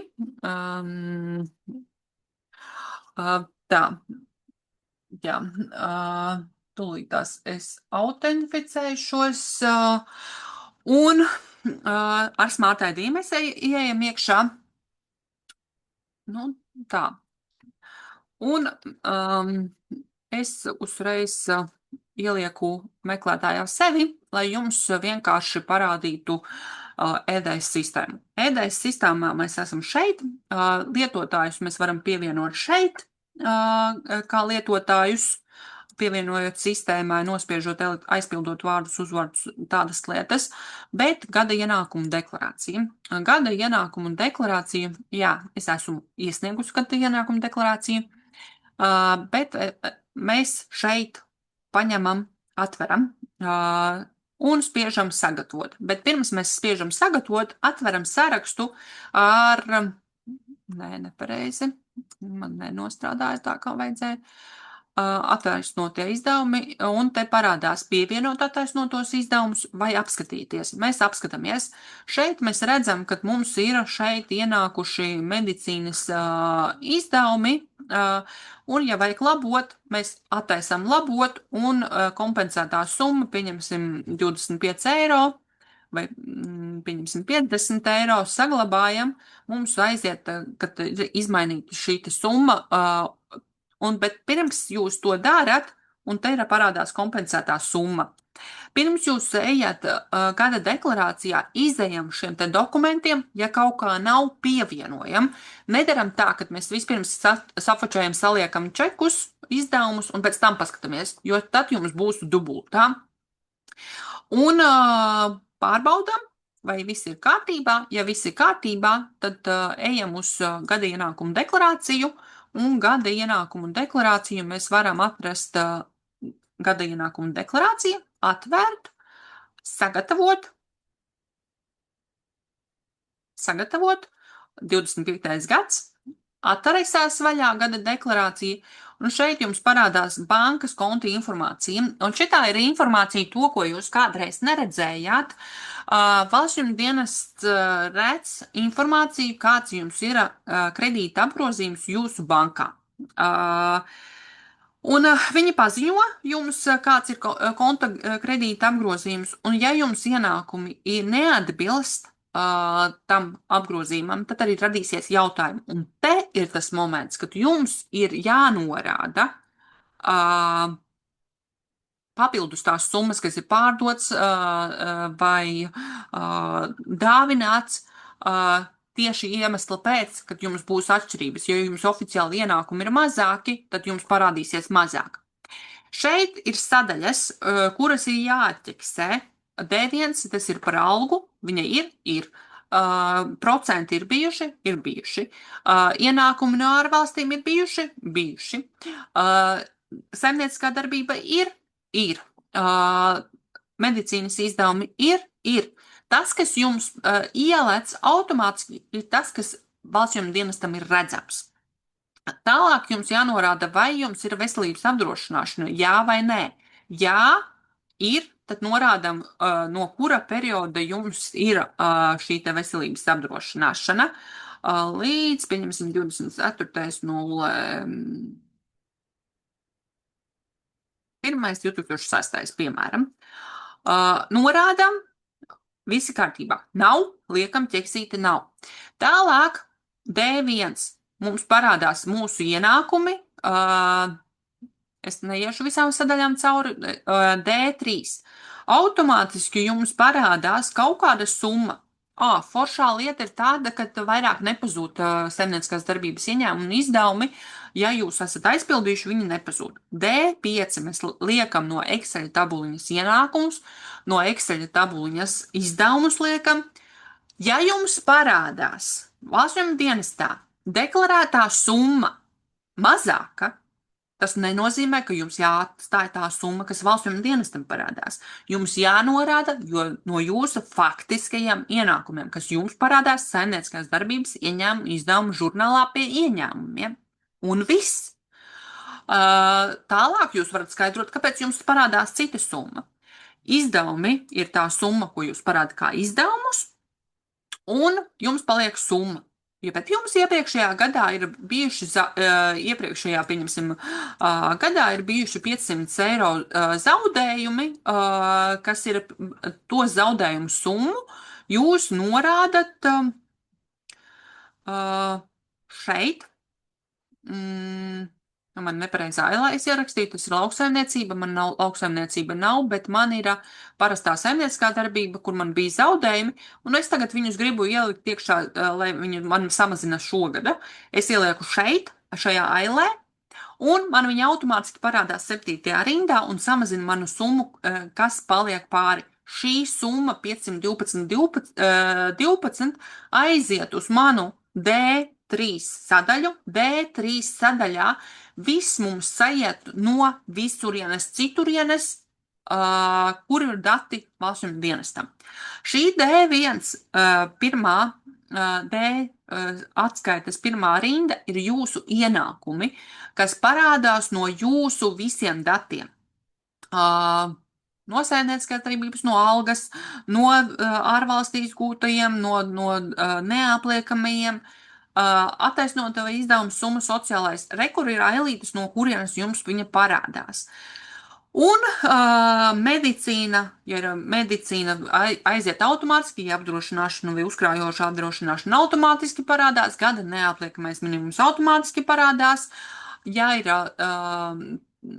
šis te atvieglojumi par apgādījumā esošām personām arī automātiski parādās, un beigās jums parādās summa, cik jums ir pārmaksa vai cik jums ir piemaksa, un periods, uz kādu jāsadala. Šeit mēs norādam bankas kontu mēs varam izvēlēties, norādam attaisnoto izdevumu ziņu patiesums, ieliekam ķeksīti, un principā saimnieciskajai darbībai jums ir divas darbības jāizdara. Jāieraksta jūsu ienākumi, jāuzraksta jūsu izdevumi.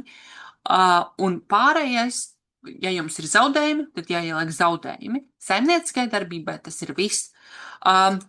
Ja ir procenti, automātiski parādīsies procenti. Ja ir te ir tikai parādās D1 sadaļā kolektīvās pārvaldības lietas, un pēdējais sniedzam pirmreizējais, saglabāt un iesniegt.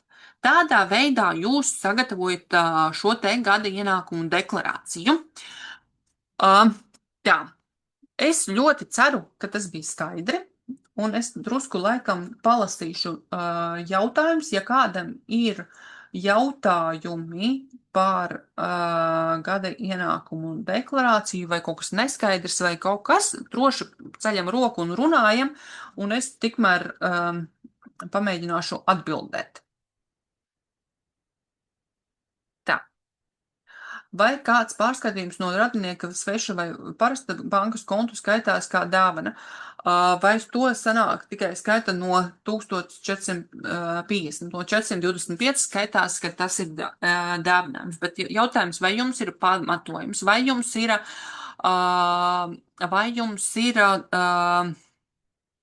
tūlīt atcerēšos, kā saucās. Vai tas ir kopirkums? Kopirkumi loģiski, ka neies iekšā jums saimnieciskajā darbībā. Jums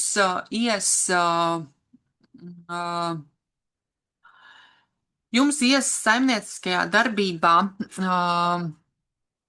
Tā, tūlīt tās es gribu vienu lietu izdarīt. Jums. Ne saimnieciskajā darbībā tā, es drusku apjuku. Tā, kopirkumi jums nebūs iekšā kā ieņēmumi vai kaut kas. Tas ir kopirkums, kur jūs samainaties ar naudu. Dāvana būs, ja jums nebūs pamatojumi. Vienkārši draudzene ieskaita naudu, vienkārši tāpatās, pieņemsim, 2000. Nu, pamatojums, kāpēc viņi skaitīja to naudu iekšā 2000, vienkārši tāpatās, tā būs dāvana. Un līdz ar to tas ir deklarējams darījums, un jums sanāks nodeklarēt 2000, attaisnot tie izdevumi, kas ir 1425, un no starpības, kas ir 2000 mīnus 1425, sanāk 575 reiz 25,5%, tas ir 146, 63 ir jānomaksā ienākuma nodoklis. Tā kā ir jābūt loģikai, pamatojumam, kas tiek rakstīts maksājuma uzdevumā. Vai tas ir aizdevums? Ja tas ir aizdevums, tad ir aizdevuma arī dokumentācija. Ja atdodam, tad arī atdodam. Vienkārši rakstīt aizdevums vai kontu papildināšana vai kaut kādas tādas lietas nav pamatojuma. Ja jums tas konta apgrozījums būs diezgan atšķirīgs no jūsu oficiālajiem ienākumiem, tad arī kāds mums paprasīs atšifrējumu pret šiem te darījumiem. Piedodiet, bet tas Jā. ir tā kā domāts, ka tikai tas vienkārši viens maksājums, vai viņš nepārsniedz tos 1400? Nē, tas ir par visu gadu no tā cilvēka, ja tiek pārsniegti 1425 Okay. eiro, tas skaitās kā dāvinājums. Tas ir no Sapratu. viena cilvēka konkrēti, ja ir 5 cilvēki, tad katram ir 1425.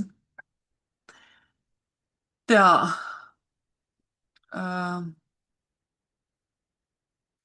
Jā, tieši tāpat tā kā Zigrīda raksta. Jā. Tā. Kaut kur jānorāda, ka es izmantoju 50% likumu. Nē, jums nav nekur principā iespējams norādīt, ka jūs izmantojat izdevumu normu, tas ir jūsu uzskaite, jūsu grāmatvedībā, to jūs varat veikt Excelī vienkārši vai tajā pašā tabulā, ko es esmu jums devusi, un jums jābūt pamatojušā dokumentācijas, tas ir rēķins, kas ir rakstīts rēķinā, un kas ir jūsu darbības veids, jeb darbības joma, kurai jūs darbojaties. Tā.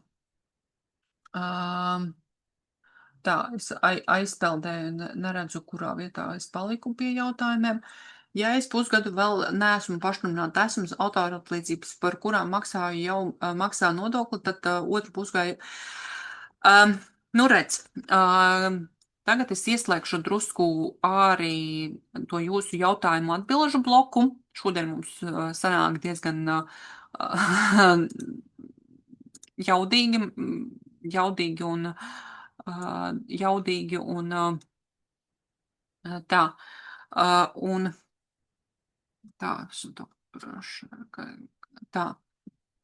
Es neredzu. Jūs redzat, jā. Nu, redzat, es te vēl esmu ielikusi tādus jautājumus, kas ir, ko var, ko nevar. Es tagad aizmirstu to jautājumu. Tā, tūlīt es paskatīšos to jautājumu, kas bija, ko es gribēju.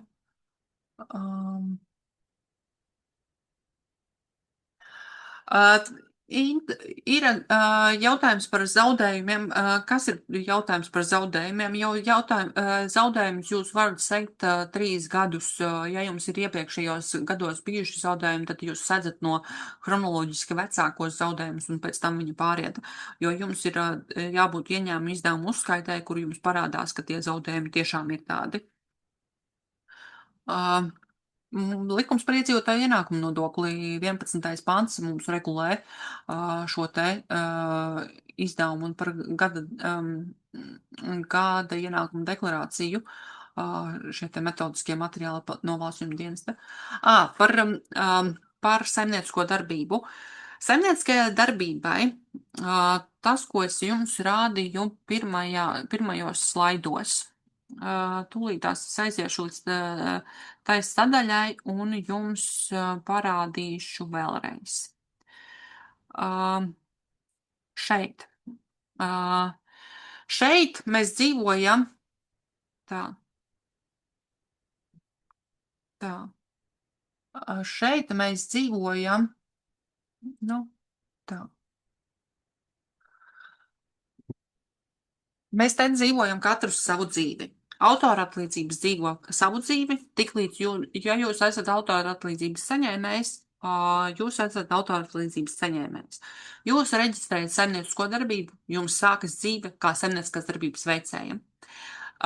Kuru no normām jūs izmantojat, vai mikronodokli, vai parasto saimniecisko darbību, tā ir jūsu izvēle. Tajā momentā, kad jūs reģistrēties, izvēle, kas jums ir darbības joma, vai likums par ministru noteikumu 899, 57.1, 57.2, vai atbilst jums vai neatbilst.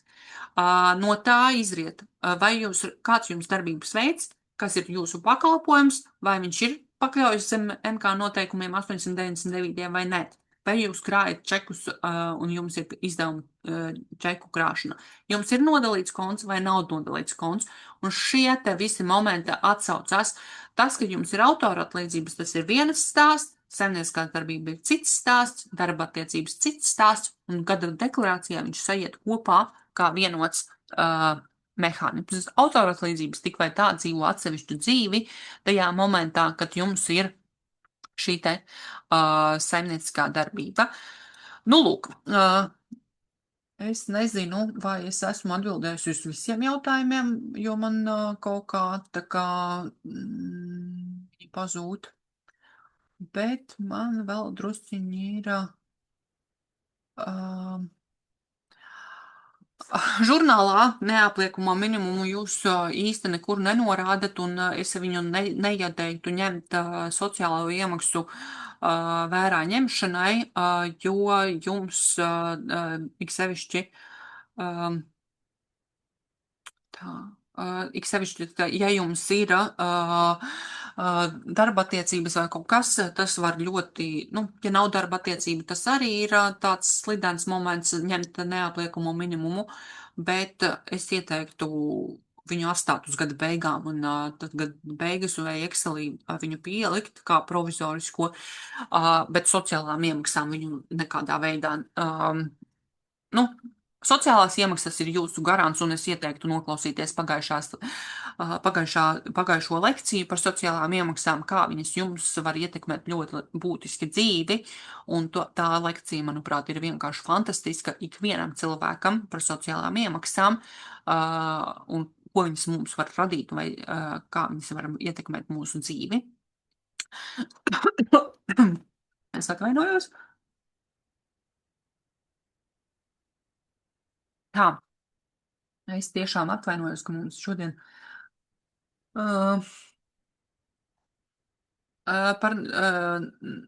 jūs minējat, ka atbildēsiet par nekustamo īpašumu. Par nekustamo īpašumu, jā. Tā, jautājumi un situācijas, es, manuprāt, atbildēju, un es atbildēšu jums. medicīnas izdevumus mēs varam likt, bet jautājums, vai ir maksāts iedzīvotāja ienākuma nodoklis, kuram maksāts ienākuma nodoklis, kas varēs atgūt šos te izdevumus. Tas ir jautājums. Atsevišķais konts pilnīgi noteikti es 100% iesaku. Šos jautājumus, kas bija uzdoti, es atbildēšu nākamajā seminārā, jo viņi ir diezgan tādi vienkārši, bet mums laika šobrīd īsti nav. Par metodiskajiem materiāliem atgādinājums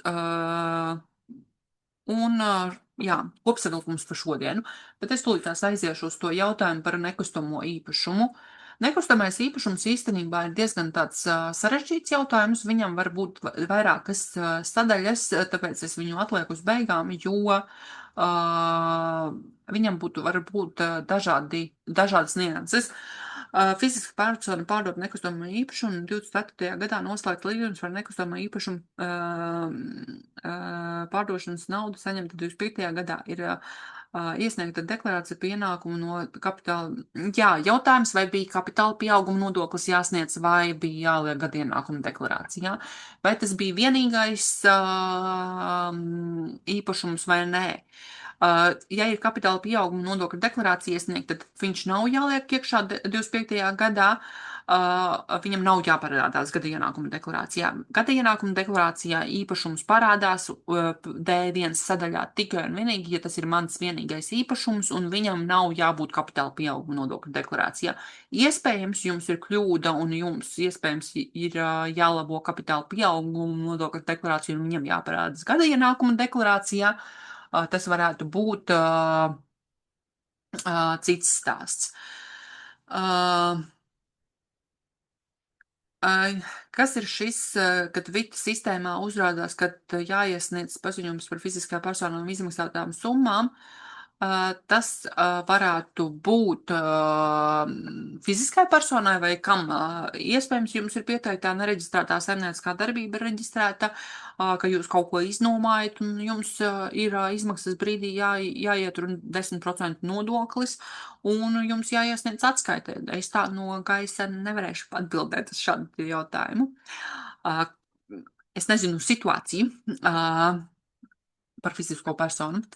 Jā, tālāk apkopojot visu šodienu, es ceru, ka ļoti jaudīgi un ļoti apjomīgi mēs izrunājam par gada ienākumu deklarāciju, par izdevumiem, par inventarizāciju, par to, ka mums pašiem jādomā, ko mēs liekam izdevumos un vai tie ir tiešām saimnieciskās darbības izdevumi, vai tie ir privātie izdevumi. Iesaku paskatīties arī semināru atpakaļ, detalizētāk un paskatīties prezentāciju un gatavojam gada ienākuma deklarācijas. Ja kaut kas nesanāk vai kaut kādas problēmas, noteikti droši varat rakstīt uz konsultācijas@mākslinieki.lv. Un tie, kas vēl nav sākuši saimniecisko darbību un kas vēl domā par saimniecisko darbību, noteikti atbildat uz šiem te jautājumiem. Ar ko sadarbojaties, kāds būs līgums, vai nebūs līgums, kurā valstī jūs strādāsiet, kā darbosieties, kas būs partneri, vai jums patiesībā der saimnieciskā darbība, vai jums vajadzīgs cits darbības veids, vai jūs esat tiešām tajā jomā, kur jums vajag būt. Un es šajā te lietā varu palīdzēt, redzot to lielo kopainu, un paldies par šodienu. Un tas, ko es daru, tas ir finanšu kompānija Mencārijus. Es esmu vadītāja īpašniece un arī ārpakalpojumu sniedzēja. Mīlu un patīk krīzes finanšu vadība, respektīvi atrast jums pareizāko risinājumu jūsu situācijai. Un esmu gan saistīta gan ar finansēm, gan nodokļiem, gan uzņēmējdarbību, gan ar IT jautājumiem, gan ar procesu vadību. Tā kā ļoti patīk tas, ko es daru, un liels paldies. Un šeit ir, ja jums ir nepieciešams rīku izrakstīšanai kaut kāds rīks, idejiski e-rēķinu apkopojumam, tas ir viens no tiem, ko es varu ieteikt. Viņi darbojas Latvijā, un šis te viens no variantiem, kā jūs varat savus rēķinus salikt pa plauktiņiem. Nu, paldies par šodienu. Es paskatīšos, varbūt tās vēl kādi jautājumi parādījušies arī vēl kaut ko, ko es neesmu izskaidrojusi. Un ceru, ka jums lūdzu ejam uz YouTube. YouTube skatāmies ierakstus, laikojam, rakstam komentārus tur, rakstam jautājumus arī tur. Ik pa laikam es paskatīšos un arī iekomentēšu, ja gadījumā kādi jautājumi būs. Un nu, paldies jums par to, ka jūs esat un par to, ka jūs izmantojat šo te iespēju klausīties un pieslēdzaties šiti kuplā skaitā.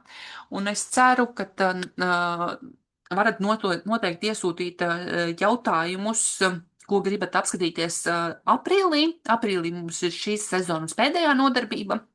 Un tad jau tiksimies pēc vasaras sezonas, jaunajā sezonā, un skatīsimies, kā mums tā dzīve iet uz priekšu un kādas izmaiņas notiekās, bet aprīlim mēs varam noteikti iesūtīt jautājumus, ko mēs apskatāmies, un tad tiekamies aprīlī. Kurā vietā atrast materiālus? Materiālus mēs varam atrast mājaslapā mākslinieki.lv.